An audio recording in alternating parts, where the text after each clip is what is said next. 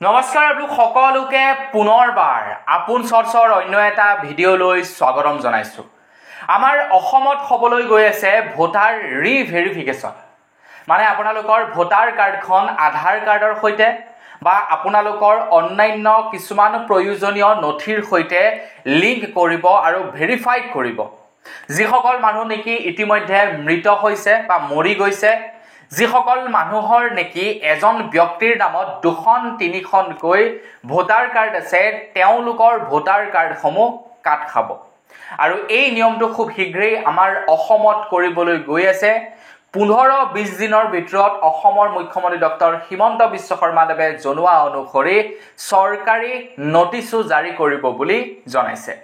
কিন্তু কিয় ভোটাৰ ৰিভেৰিফিকেশ্যন কৰিব লগা হ'ল? 2026ৰ নিৰ্বাচন আহি আছে আমাৰ অসমত।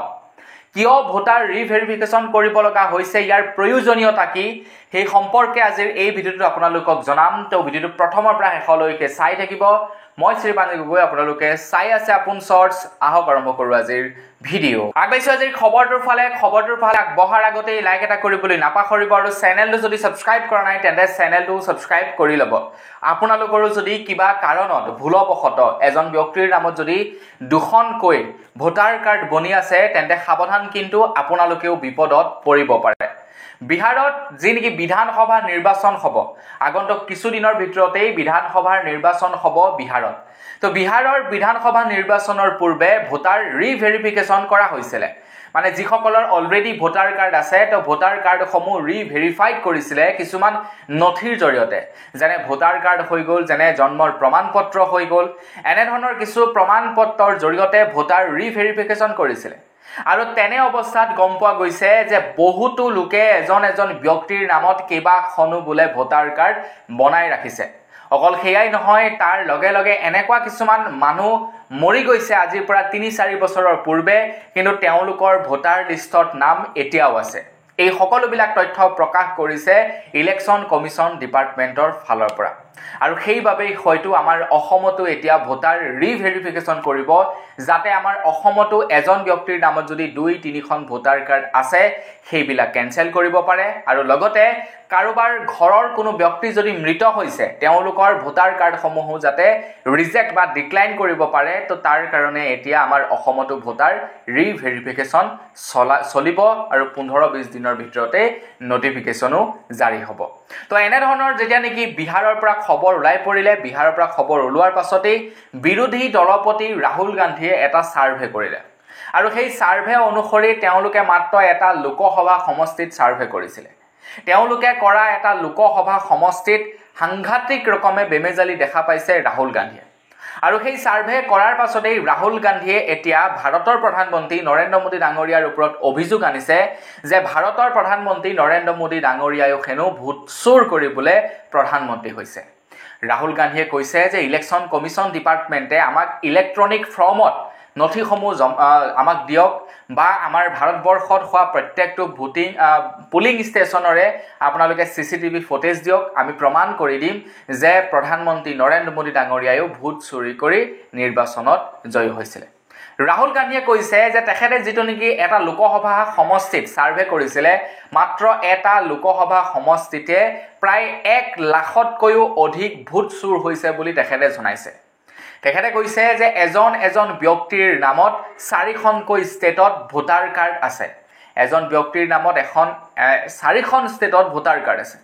সেয়াই নহয়, তাৰ লগতে এজন ব্যক্তিয়ে কেইবাজনো ব্যক্তিৰ নামত তেওঁলোকে ভোট দিয়ে, নামৰ অকণমান সাল সলনি কৰি দিয়ে, দেউতাকৰ নাম সাল সলনি কৰি দিয়ে। আৰু ইলেকশ্যন কমিশ্যন ডিপাৰ্টমেণ্টে এনেধৰণৰ কাম কাজবিলাক কৰিছে, যিবিলাক তথ্য নেকি ৰাহুল গান্ধীয়ে দাঙি ধৰিছে। ইলেকশ্যন কমিশ্যন ডিপাৰ্টমেণ্টে এনেকুৱা কিছুমান ভোটাৰ ভেৰিফাইড কৰি দিছে যিবিলাকৰ দেউতাকৰ নাম আপোনালোকে শুনিলে আচৰিত হ'ব। দেউতাকৰ নামটো ABCDEFGHI, কিছুমানৰ নামটো অকল DHIJK, এনেধৰণৰ মানে দেউতাকৰ নামটো ফ্লাপ কৰিব লাগে, দেউতাকৰ নামৰ জেগাত কীবৰ্ডখনৰ আঙুলি য'ত পৰিছে তাতেই টিপি দিছে আৰু দেউতাকৰ নাম হৈ গৈছে। এনেকুৱা বহুতো ভোটাৰ কাৰ্ড ওলাই পৰিছে সেই লোকসভা সমষ্টিটোত। মাত্ৰ এটা লোকসভা সমষ্টিত ছাৰ্ভে কৰি প্ৰায় 1 লাখ তেনেকুৱা ভোটাৰ উলিয়াইছে বুলি জনাইছে ৰাহুল গান্ধীয়ে।